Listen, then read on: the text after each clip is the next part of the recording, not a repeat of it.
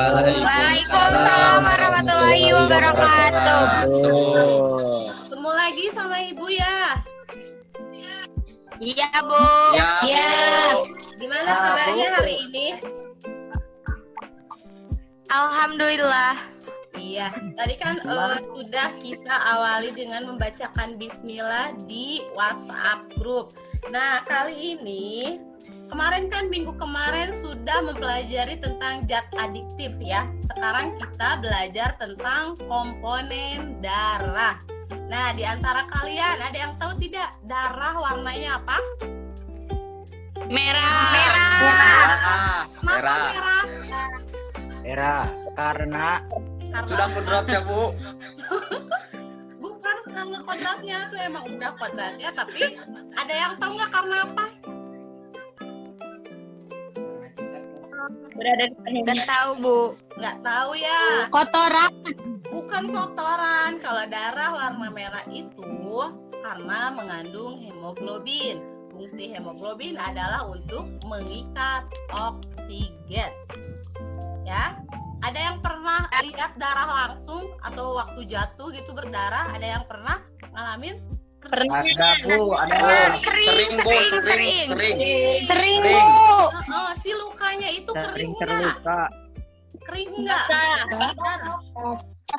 Basah luka. Ya, terluka, berdarah terus kering ya. Nah, kenapa darah bisa kering? Atau apa sih fungsi darah apa yang membekukan darah sehingga darah berhenti mengalir? Ada yang tahu kira-kira?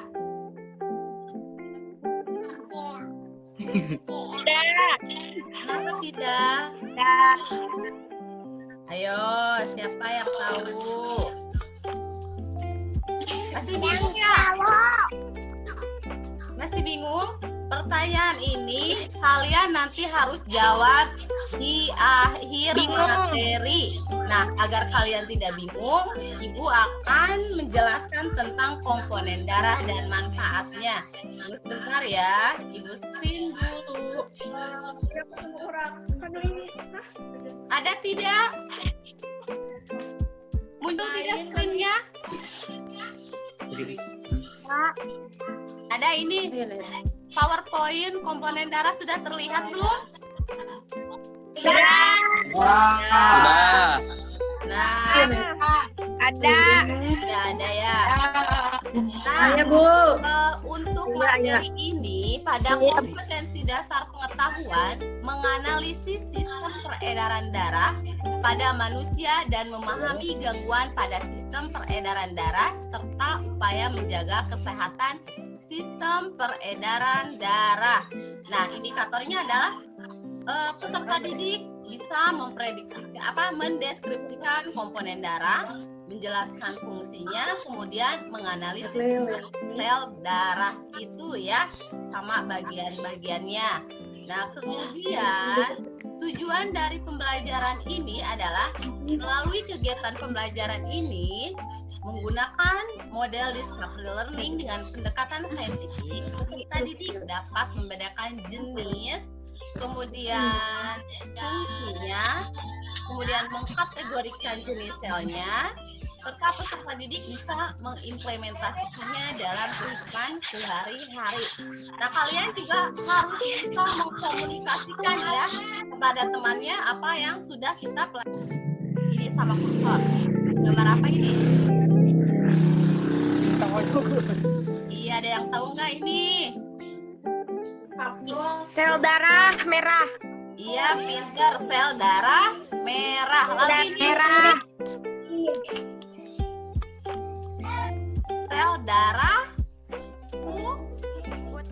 ini kita juga belajar tentang sel darah merah atau eritrosit ya. Bentuknya bulat pipih, kemudian apa namanya?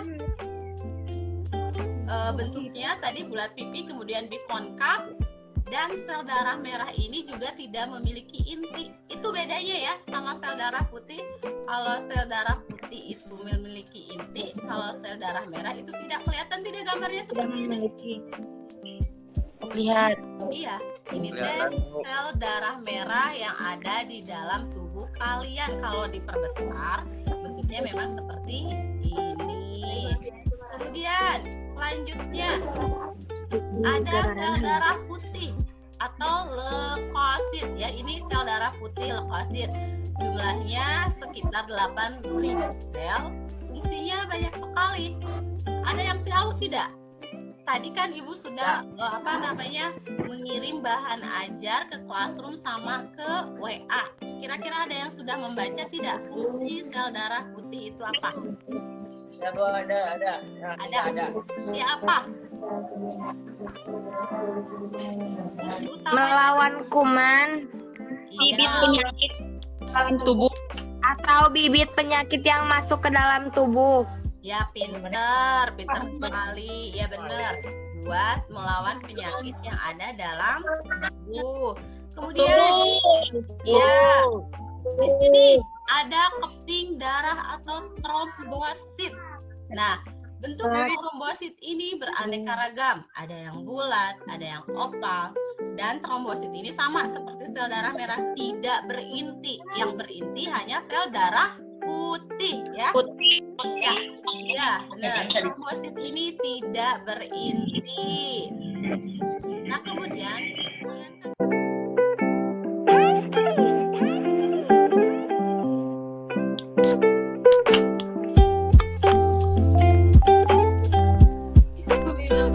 Perkembangan cairan tubuh mempertahankan tubuh dari serangan mikroorganisme atau zat asing yang dijalankan oleh sel-sel darah putih atau leukosit dan memelihara suhu tubuh pada kondisi normal yaitu sekitar 37 derajat Celcius. Darah tersusun atas dua komponen. Komponen pertama berupa cairan yang disebut plasma darah. Komponen kedua adalah sel-sel darah dan keping-keping darah yang berupa padatan. Plasma darah berjumlah sekitar 55% dari volume darah, sedangkan sel darah dan keping darah sekitar 45% dari volume darah. Untuk pembahasan pertama, kita akan membahas tentang plasma darah. Plasma darah tersusun atas 90% air dan 10% bahan-bahan terlarut yang terdiri dari 7% protein, 1% garam mineral, dan 2% lemak. Fungsi plasma darah antara lain: yang pertama sebagai pelarut bahan-bahan kimia, yang kedua membawa mineral-mineral terlarut, glukosa, asam amino, vitamin, karbon dioksida, dan bahan-bahan buangan. Yang ketiga, menyebarkan panas dari organ yang lebih hangat ke organ yang lebih dingin. Dan yang keempat, menjaga keseimbangan antara cairan di dalam sel dan cairan di luar sel.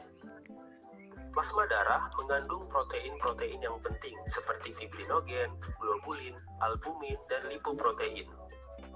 Fibrinogen berfungsi dalam pembekuan darah, globulin berperan dalam pertahanan tubuh, sementara itu albumin berperan dalam membantu aliran darah dan mengatur tekanan osmosis darah.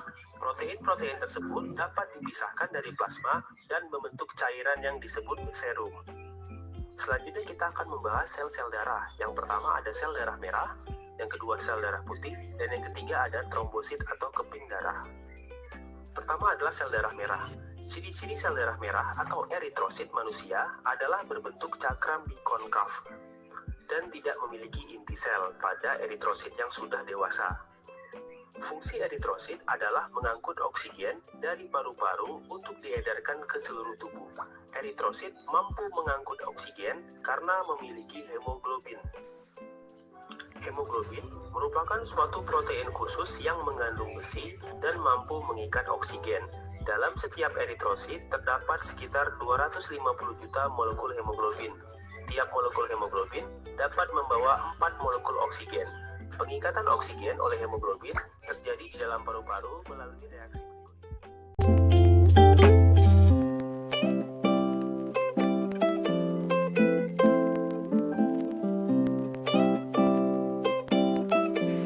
Assalamualaikum warahmatullahi wabarakatuh.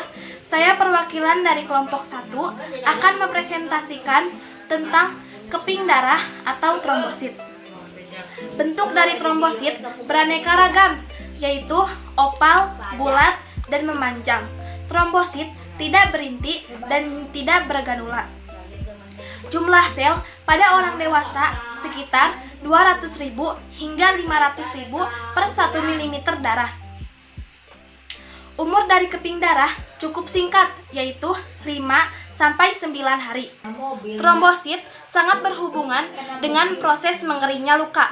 Oleh karena itu, tidak heran jika banyak yang menyebutnya sebagai sel darah pembeku.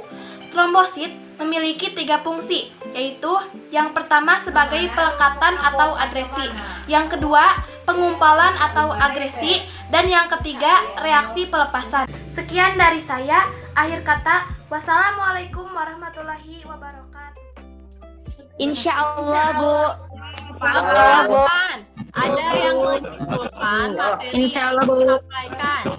Siapa yang menyimpulkan materi dari plasma hingga trombosit? Kira-kira siapa yang mau menyimpulkan?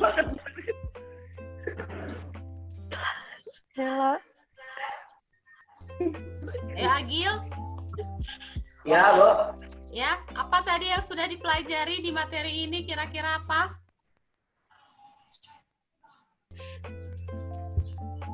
Ada yang mau menyimpulkan?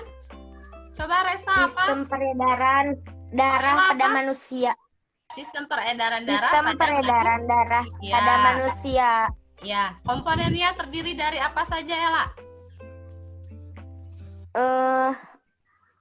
Sel darah merah, sel darah putih, leukosit, dan trombosit. Ya, pinter. Satu lagi apa? Ada yang ketinggalan? Siapa yang mau bantu jawab? Plasma darah. Plasma darah, pinter sekali. Nah, untuk pembahasan kali ini ya, dari komponen darah kita bisa belajar bahwa sel-sel darah yang ada dalam tubuh kita ini ternyata berperan sangat luar biasa ya. Kalau kita tanpa darah merah, mungkin oksigen tidak bisa diangkut ke seluruh tubuh ya. Tanpa sel darah putih, mungkin kita akan gampang terkena virus. Karena kan fungsi sel darah putih itu adalah apa? Melawan kuman ya. Nah, Kuman atau virus. ya betul sekali. Nah, kalian harus bersyukur ya, oleh Allah dikasih kesehatan, komponen tidak ada kelainan dalam diri kita. Amin. Kita bisa memanfaatkannya ya. Nah, depan, Ya, Bu. minggu depan kita akan belajar tentang jantung dan pembuluh darah.